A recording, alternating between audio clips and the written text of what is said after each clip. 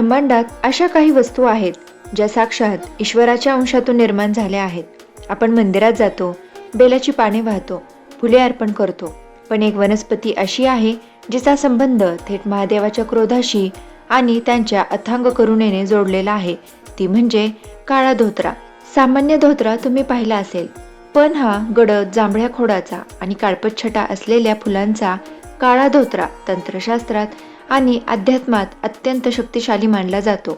आज आपण या वनस्पतीच्या अशा रहस्यांचा उलगडा करणार आहोत जे कदाचित तुम्ही याआधी कधीच ऐकले नसतील.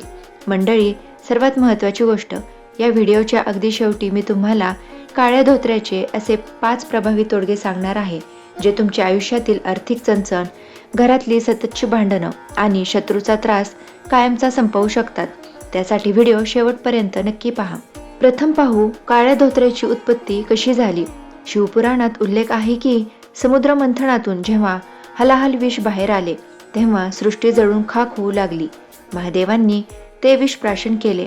विषाच्या तीव्रतेमुळे शंकराचा कंठ निळा पडला आणि त्यांच्या शरीराचा दाह होऊ लागला. त्यावेळी महादेवाच्या छातीतून घामाचे काही थेंब जमिनीवर पडले. त्या थेंबातून ज्या वनस्पतीचा जन्म झाला तोच हा काळा धोत्रा. म्हणूनच धोत्रा हे शिवाच्या त्या बलिदानाचे आणि विषम पचवण्याच्या शक्तीचे प्रतीक आहे.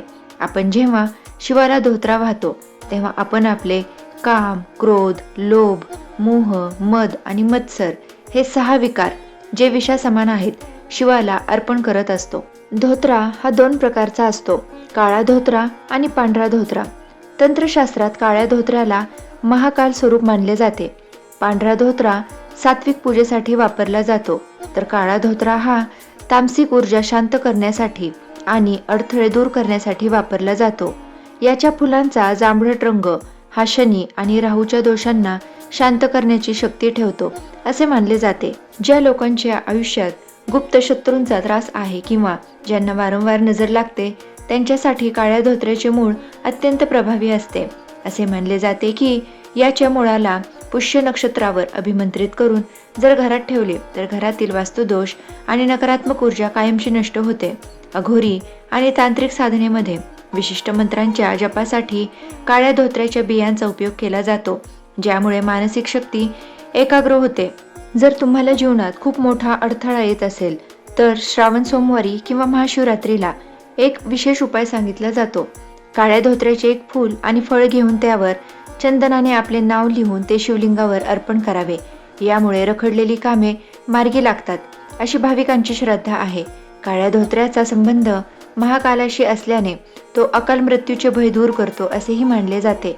वास्तुशास्त्रानुसार जर तुमच्या घरासमोर किंवा बागेत आपोआप काळा धोत्रा उगवला असेल तर तो उपटून फेकू नका.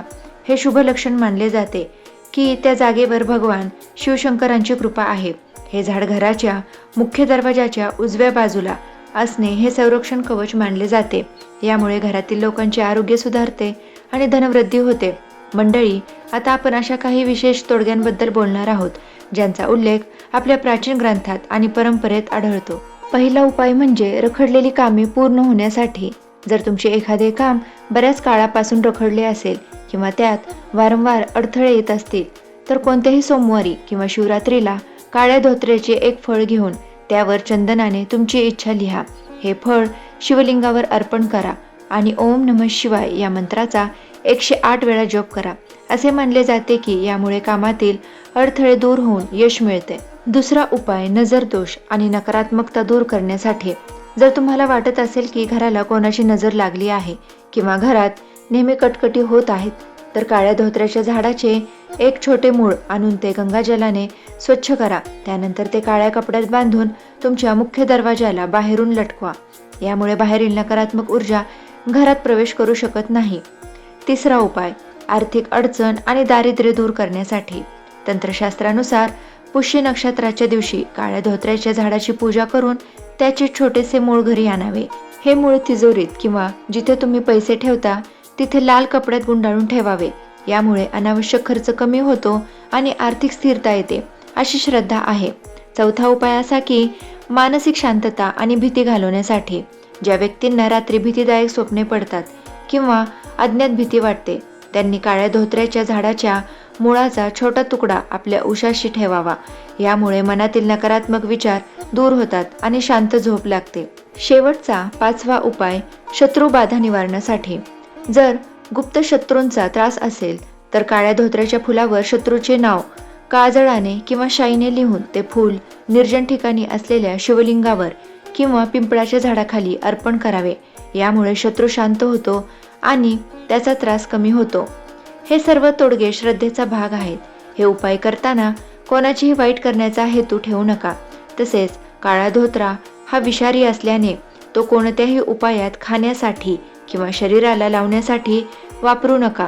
केवळ पूजेसाठी आणि बाह्य स्वरूपातच याचा वापर करावा. तर मंडळी, ही होती काळ्या धोत्र्याची माहिती. तुम्हाला ही माहिती कशी वाटली? तुमच्याकडे या वनस्पतीबद्दल काही अनुभव असतील तर कमेंटमध्ये नक्की शेअर करा. जर तुम्ही शिवभक्त असाल तर कमेंटमध्ये हर हर महादेव लिहायला विसरू नका. व्हिडिओ आवडला असेल तर लाईक करा आणि चॅनलला सबस्क्राईब करा. लवकरच भेटूया अशाच एका माहितीपूर्ण व्हिडिओसोबत. धन्यवाद.